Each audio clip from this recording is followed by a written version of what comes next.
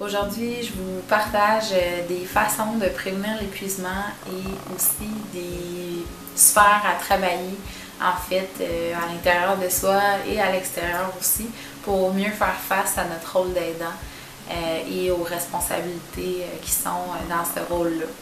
Donc, premièrement, une des sphères très importantes, c'est l'estime de soi. Donc, comment on travaille ça, l'estime de soi? C'est une très bonne question. En fait, ça commence par arrêter de se juger trop sévèrement.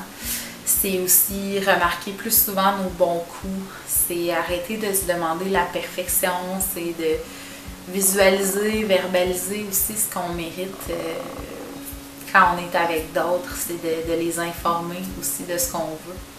Donc, il faut apprendre aussi à mieux se connaître. Il faut apprendre à mieux connaître ses limites, ses besoins. Puis, c'est difficile de mettre nos limites.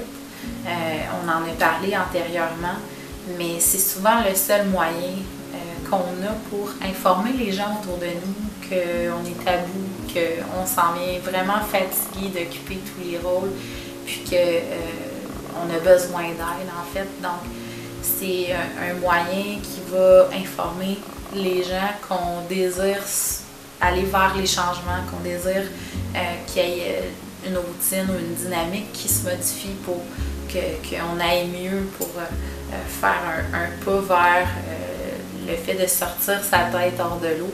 Ça commence par mettre ses limites, évidemment. Donc, il faut aussi pouvoir identifier les situations où on ressent l'émotion de la culpabilité, comme on a parlé aussi dernièrement avec la roue de la culpabilité. C'est une émotion qui est très présente et qui demande beaucoup d'énergie. Premièrement, il faut noter ces situations-là, les observer, les ressentir, pourquoi je me sens coupable, qu'est-ce que ça vient toucher chez moi, etc.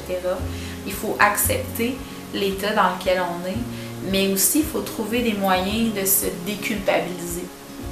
Donc, se déculpabiliser, ça peut vouloir dire d'accepter plus souvent l'aide qui nous est proposée. Ça peut être aussi de changer la routine, de changer d'idée, d'admettre qu'on s'est trompé, de partager mieux les tâches, etc. Donc, c'est vraiment de trouver des moyens pour enlever ce fardeau-là de nos épaules, en fait, et de mieux le partager. Donc, dans la même lignée, c'est arrêter d'être indispensable, c'est de trouver des solutions qui impliquent les autres. C'est pas de se déresponsabiliser, au contraire, c'est vraiment de trouver la meilleure personne pour le bon besoin. Puis parfois, on a tendance à croire faussement qu'on est toujours la meilleure personne pour répondre à tous les besoins, mais c'est faux. Donc, on peut se tourner soit vers des gens de l'entourage ou vers des professionnels parce qu'il y en a qui demandent que ça, à prêter main forte. Mais quand on est au bout du rouleau, ben parfois, on le voit plus, ça. Donc, à travers ça, à travers le fait de mieux se connaître, de nommer ses limites, ses besoins, bien, il y a aussi le fait d'apprendre à mieux communiquer. Parce que quand on communique mieux, on s'affirme mieux, les gens autour de nous aussi le remarquent. Quand on refuse quelque chose, ben, ça évite les malentendus, ça évite la colère, ça évite de rester avec des conflits internes. Donc, plus on va apprendre à dire non correctement, plus les autres autour de nous ont leur juste. Et ça fait que quand on dit oui, ben, les gens, ils savent maintenant qu'on veut vraiment le faire. Donc, c'est senti, ça vient du fond du cœur. Donc, les oui se font plus véridiques quand on apprend à dire non.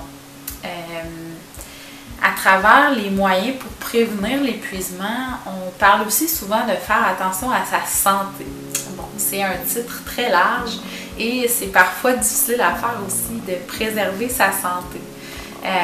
Comment on fait ça? Ben, comme je disais tout à l'heure, c'est important de ne pas garder des émotions comprimées à l'intérieur de soi.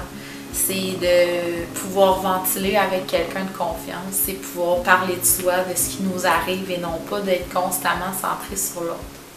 Donc, ça existe des lieux ou des moments où on peut ventiler. Il faut se les accorder, que ce soit avec nos amis, nos proches, notre famille ou même avec un professionnel si on en ressent le besoin.